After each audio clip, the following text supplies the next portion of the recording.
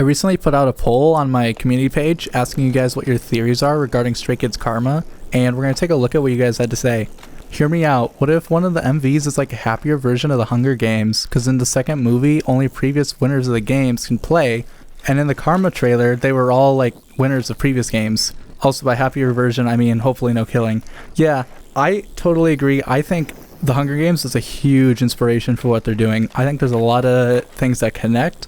They're using like different class divides. There's the kind of the worn down lesser side of, I'm assuming, kind of the same city. And then there's also the very futuristic, very luxurious side of the same city. Kind of like how there's the capital and then there's the districts surrounding it. And the people from those districts will compete for them, and then they look up to those people. They look up to those champions and kind of adore them. But not all the champions still live in that luxurious city. A lot of them live out in the worn areas.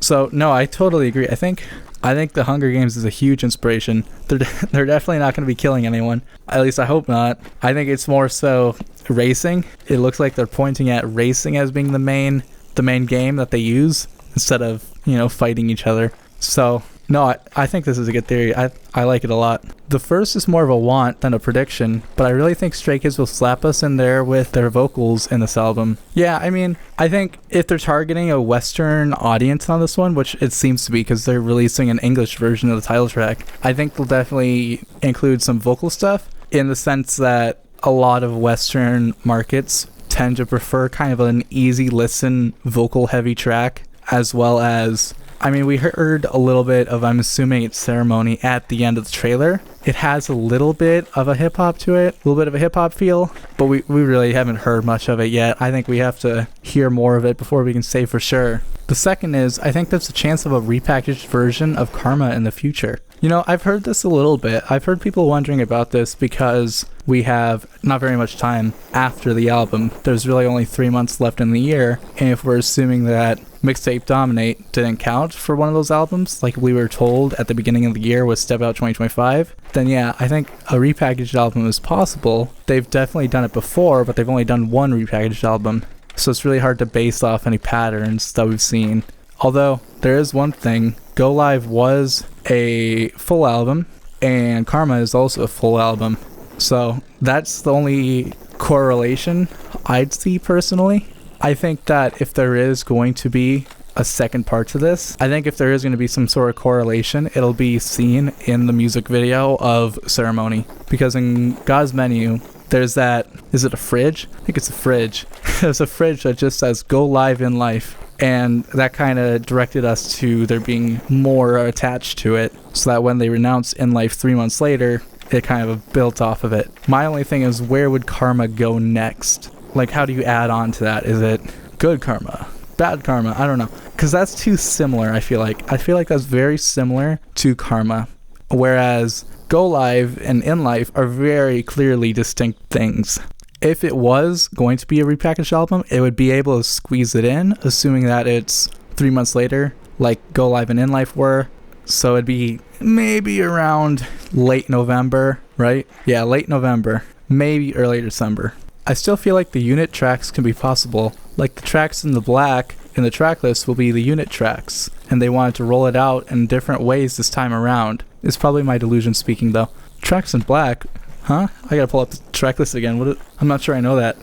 Oh, interesting. I hadn't noticed that there were 3 wrapping papers that were specifically black. Like, obviously the title track is blue, and then we also see that the variations, the text of it, are blue. So that's interesting. I wonder if these black ones could be the unveiled tracks. However, 0801 isn't black, so I'm not sure. I feel like they're not unit tracks just because we don't see the other members being credited on these songs. It's just 3 Racha members.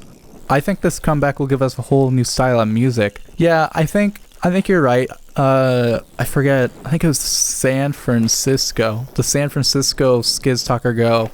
Chan mentioned that there was some sort of song he was working on that was kind of like something new, and he was curious what Say would think of it.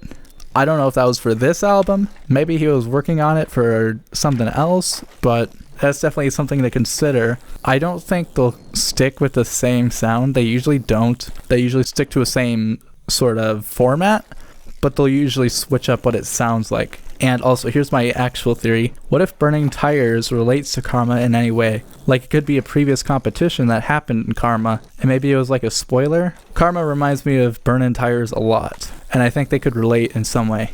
Yeah, when the Karma trailer released, I went back and looked at the Burning Tires MV, and the main connection I found was that they referenced something called, I think it was Skiz Racing. They both feature Skiz Racing labeled through it, and I wondered if, maybe Burning Tires wasn't necessarily a spoiler, give or take, but more so that it was written at the same time as the Karma stuff was. So it was written with the same mindset almost. They were thinking of it, and it was right in their brain as they wrote that song. So it was kind of like a theme they had, and it kind of grabbed onto. I'd have to look at who wrote the song again. I'm pretty sure they both wrote it, but I don't know if Ian was on the songwriting or not. I forget that much. Because it's possible that Changbin wrote this as a track for Karma, but then he twisted it into being a unit track. I'm not sure. The purpose of the race in Burning Tires and Karma is very different though. If I remember right, it was more so in Burning Tires that they opened up this wrapper, and then on the wrapper it said whoever got to this place first wins like $1 billion or something. And everyone in the world that saw that wrapper was rushing to get it. They wanted to get in there quick. Whereas the Karma race, this is 8 people that race, and whoever wins is the champion sort of thing. So I don't think it's exactly related, but I definitely think there was some sort of theming that they had in mind during it. If the MV for Ceremony is a competition, either Ian will win or they all somehow win. Yeah, I mean, going back to Burning Tires, Ian was the one that won the race initially. So it is logical to say that Ian could win it. He has previously won in the Karma Sports event as well, so I don't think it's out of the question. As for them all winning, I feel like it's cheesy, but I feel like that's kind of what they're going to do just because of how focused they are on the full group image being together. A lot of stuff is them squished into something. They put them together. I'm blanking on everything right now, but there's a lot of instances where they really enforce that togetherness, and I do wonder if that'll be something like that. The other thing that could happen is looping back to that Hunger Games sort of theme. It could be that they almost rebel in a way, and that's how they become all winners. They're rebelling against the system, which is something we've seen Stray Kids actually do before, and they don't actually finish the race necessarily, but they still all win together. They go against what is expected and win in their own way. That's the only way I could see them actually winning together. Otherwise, yeah, I think it'll just be one person winning. I don't know why, but I feel like Ceremony will have strong and epic background vocals similar to Mountains. Yeah, I mean, looping back to that idea of they're targeting that Western audience, and if they're going to do that, they gotta have a kind of a simpler, easy track. Because the thing is about Western audiences, for whatever reason, they don't want well-written songs, if you will. They want songs that are easy to listen to. It doesn't matter about how good of a song it is structurally. If it's not something you can easily listen to over and over and over again, it doesn't work. It's not going to land. And I feel like you're right about that, but I feel like nothing against Mountains. I don't think Mountains has that replayability over and over and over. I think as it was just a little bit too loud. It was more of that Stray Kids sound, and something like Lose My Breath was definitely targeted for that Western audience.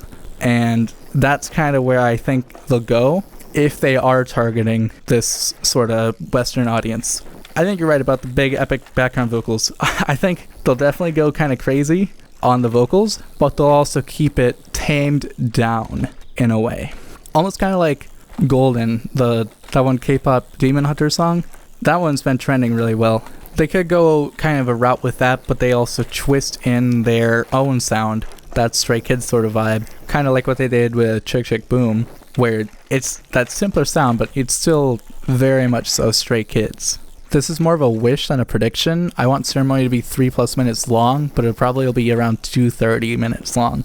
Yeah, they put the number in for how long it is. 2 minutes and 44 seconds. You're like right in the middle. I miss the longer songs, because I feel like the bridge in a title track is super underrated. I think they need to be utilizing bridges a whole lot more just because they add so much to those songs. A lot of the times K-pop songs are very energetic and they're kind of louder, and that bridge can serve as kind of a break. It drops down, and then right after it explodes back into that energy and gives them a whole lot more to work off of. I think Thunderous had one, didn't it? I want to say Thunderous had a bit of a one. I know La La La La had a bridge because they cut out the second chorus altogether. They just went right into that bridge. And I mean, I think it definitely served well for the song. I would have wished they put in the chorus still, that second chorus, but I think the hard thing is it gets to be a lot to perform, and with how long they're performing, it eats at the time, and they want to perform as many songs as they can, as hard as they can, in the least amount of time. Felix is going to win in the competition on the Ceremonies MV. Yeah, they're totally putting a lot of emphasis on Felix in the trailer, but I think that's mostly because he was the previous winner, and it makes the most sense for him to be the one talking to the press.